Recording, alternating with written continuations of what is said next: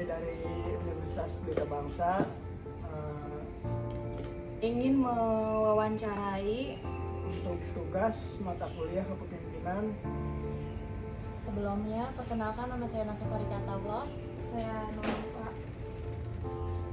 nama saya Ayu Ajhari Nama saya Abdul Fahri. dengan Mas siapa?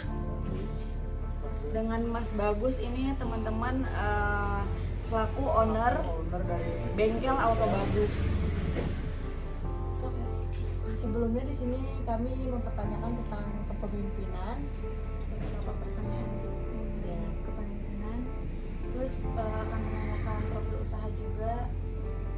Oke, baik teman-teman, kita mulai dengan pertanyaan yang pertama, yaitu tentang profil usaha dari bengkel ini. Sejak kapan sih Pak bengkel ini berdiri? Berdiri sejak 2014. 2014 sampai 12 sekarang tahun ya. 12 tahun ya? udah lama juga ya, udah senior banget ini Bapak Auto Bagus ini. Kalau ini jenis bengkel apa Pak? Bengkel mesin, kaki-kaki, repair, mencetak. Khusus mobil doang apa bisa buat motor? Mobil aja. Ada berapa sih Pak jumlah karyawannya di sini? Cuma 6 sama saya ikut kerja. Kalau liburnya itu setiap hari ya Pak? Ya kalendernya bulan hitam semua. Dari kalender merah berarti Pak. Saya ngikut Alfamart juga saya buka. Bapaknya sendiri sebagai owner berarti ya. Ya, Berarti sekaligus ya. bekerja. Berarti yang mimpin semuanya ya Pak ya? Ya kalau kata Robert Kiyosaki itu skuadron 2.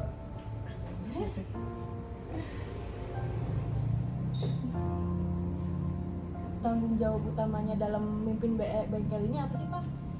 Tanggung jawab utamanya ya kalau awalnya ya nggak tanggung jawab mimpin bengkelnya, pasti tanggung jawab dalam hal pekerjaannya apa dulu, terus nanti kita bagi pekerjaannya. Setelah tahu pekerjaannya apa, baru dibagi yang bisa mengerjakan itu siapa, lalu kita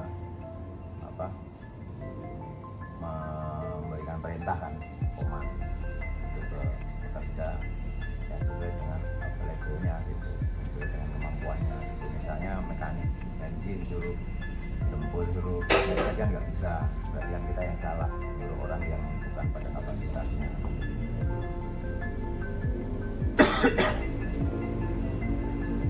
Tanggung jawabnya pemimpin itu dalam bengkel ini apa Pak? Kayak ngatur ini Ya sebelum kita ngatur kita harus tahu masalahnya apa, problemnya.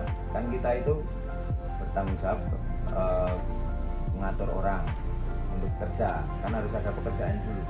Pekerjaan datangnya dari customer itu permintaannya apa dulu, kita harus mendeliverynya seperti apa gitu. Misalnya mobilnya rusak di mesin gitu ya, misalnya ini contohnya, kan banyak usaha lain kayak bukan bakso mungkin teriginya beda, orang ternak bebek beda, itu kan itu usaha juga kan. Cuma kan trik-triknya pasti beda-beda. Kalau saya kan dimulai dari keluhan customer terhadap kendaraannya, saya mesin. Nah setelah kita evaluasi, oh ininya yang bermasalah. Nah kebetulan kalau di sini saya punya bukit itu kadang mengerjakan sendiri. Kalau saya pas lagi repot ya saya menyuruh pekerja gitu. Tapi dalam arti ya pekerja itu kalaupun nggak saya suruh ya terus nganggur gitu ya enggak, dia pasti ngerjakan yang lain gitu. Nah itu setelah ketemu permintaan dari customer apa, kita langsung setelah analisa baru eksekusi ya kan. Nah, setelah itu kan, setelah eksekusian kita harus memberikan kepastian dalam bentuk garansi. Nih kalau boleh tahu, faktor apa sih yang mendorong Bapak Auto Bagus ini untuk membangun bengkel? Apa faktor hobi atau apa gitu? Yang satu kebutuhan, kalau saya nggak kerja nggak makan. Yang kedua emang passion saya di otomotif, walaupun saya sebenarnya seorang arsitek. Maaf sama saya pernah Gimana sih Kak Bapak kalau ada kesalahan atau konflik di dalam pekerjaan? Saya bunuh paling orang. Enggak ya, yang namanya pekerjaan itu selalu ada masalah. Apalagi kita itu suruh bekerja untuk menyelesaikan masalah orang, ya kan?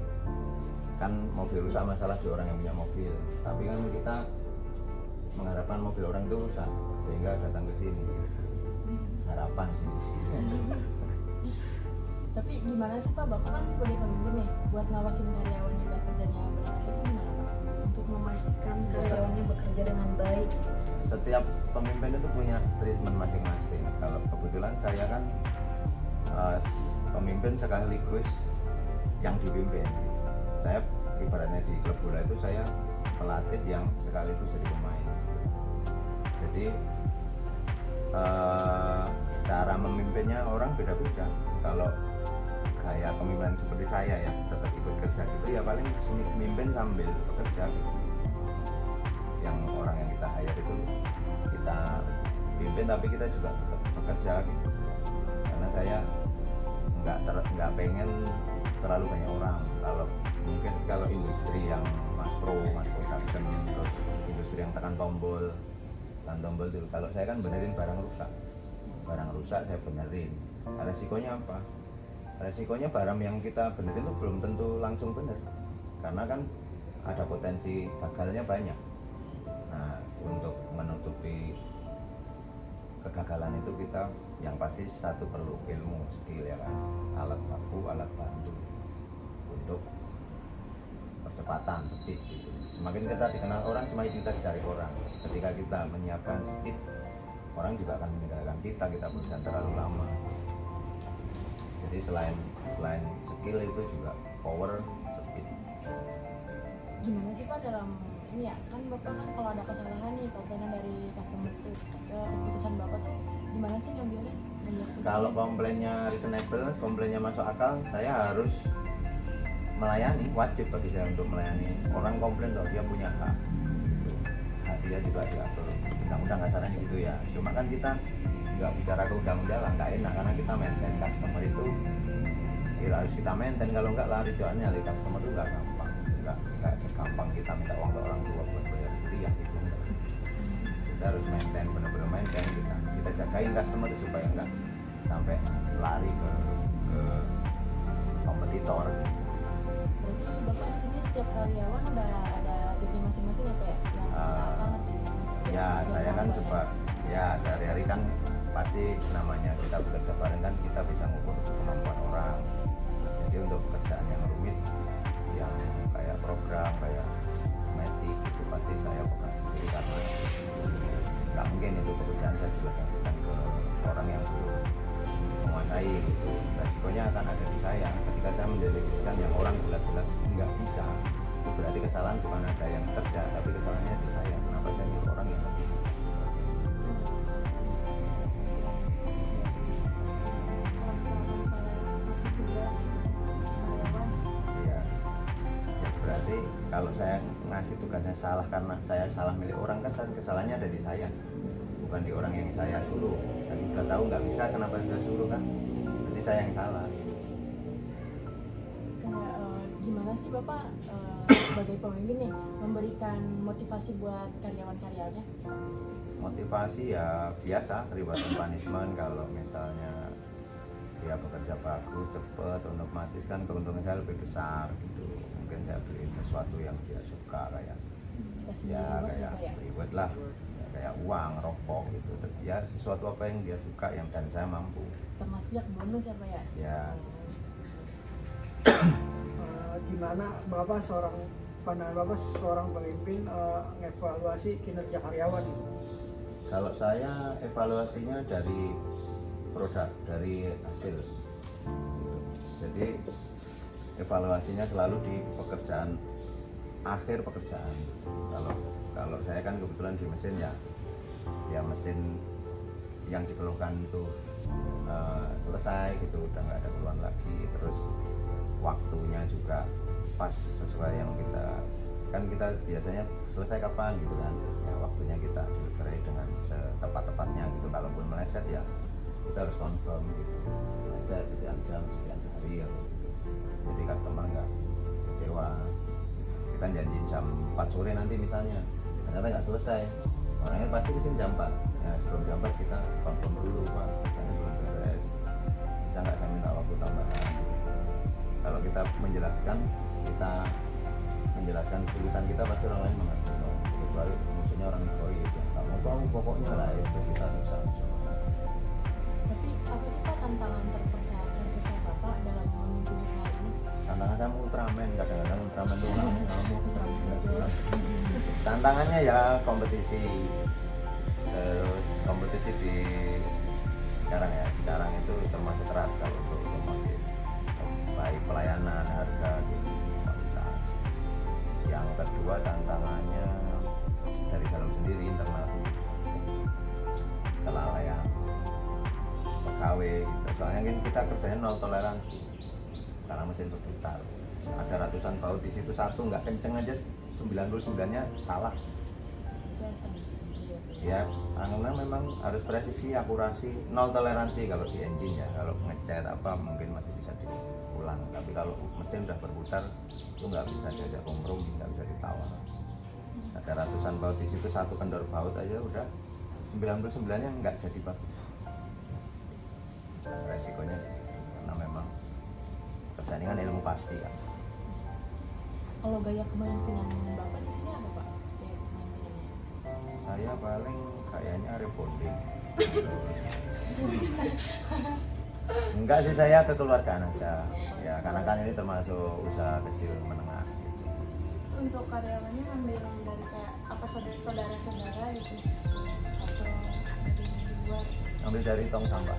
Saya keluarin, ada orang bisa keluarin. Enggak, kayak ambil dari Enggak, saudara. orang lain semua. Orang lain semua. Iya.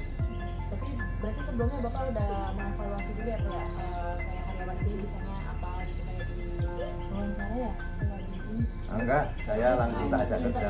Interview. Karena saya tipikalnya kan kalau di mobil atau bikin produk itu, orang yang bikin produk atau benerin barang rusak, pokoknya intinya berhubungan dengan barang lah. Yang pintar itu biasanya jarang, sedikit ngomongnya.